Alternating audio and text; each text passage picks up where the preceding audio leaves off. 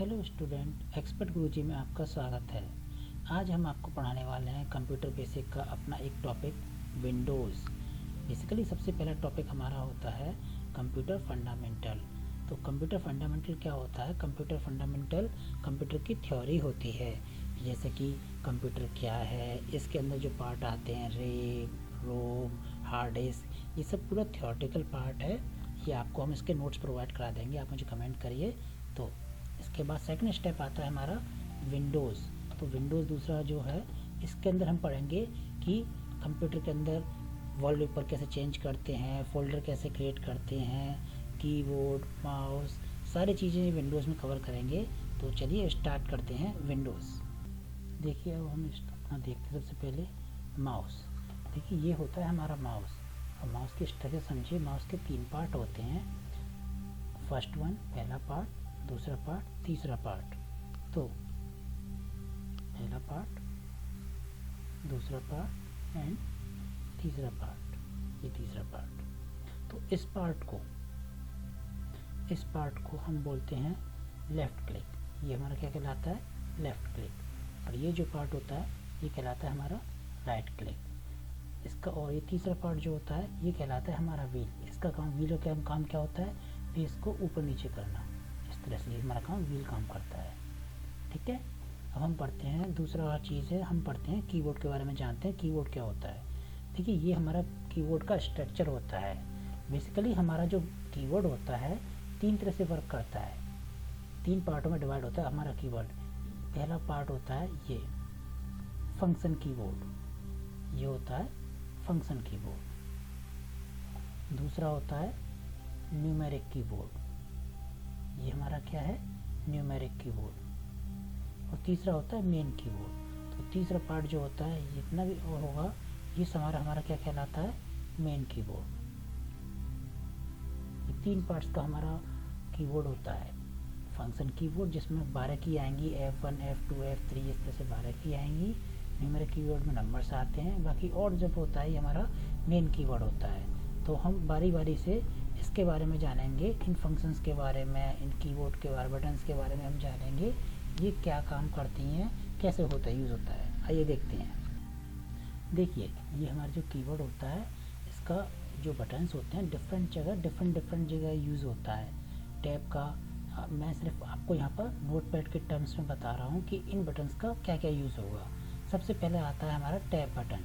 इस tab button से देखिए ये हमारा जो कर्सर है ये ब्लिंक कर रहा है, ये कर्सर है। तो इसका स्पेस क्या होता है? अगर हम नोटपैड में बात करें तो टैब का जो होता है कर्सर 8 स्पेस आगे जाता है। देखिए इस तरह से मैं टैब दबा रहा हूँ, मेरा कर्सर आगे जा रहा है, देख करिए। ठीक है, ये होता है टैब का काम। अब सेकंड आता है हमारा कैप्स लॉक। कैप्स लॉक क्या होता है? कैप्स लॉक हमारा ये बटन होता है। कैप्स लॉक, ये जो कैप्स लॉक है ये हमारा बटन होता है। अगर अपना हम कैप्स लॉक ऑन कर देंगे तो इसमें क्या होगा? तो इसमें हमारे जो लेटर्स आएंगे वो सारे कैपिटल्स आएंगे। ये कैप्स लॉक का काम होता है।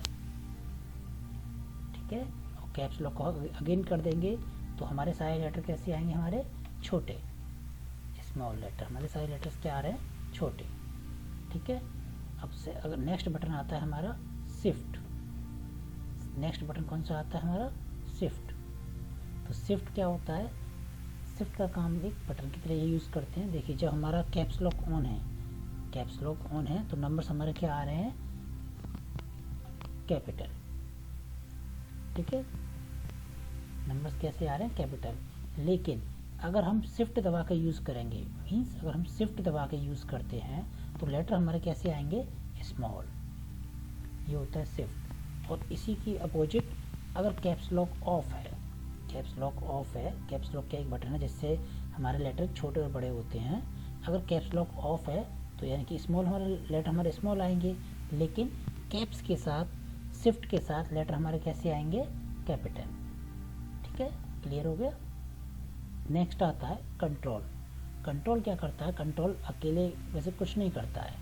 अकेला आप कंट्रोल दबाएंगे तो इसका कोई फ़र्क नहीं पड़ेगा कंट्रोल का, लेकिन इसको कॉम्बिनेशन हमें बनाना पड़ता है। जैसे कि कंट्रोल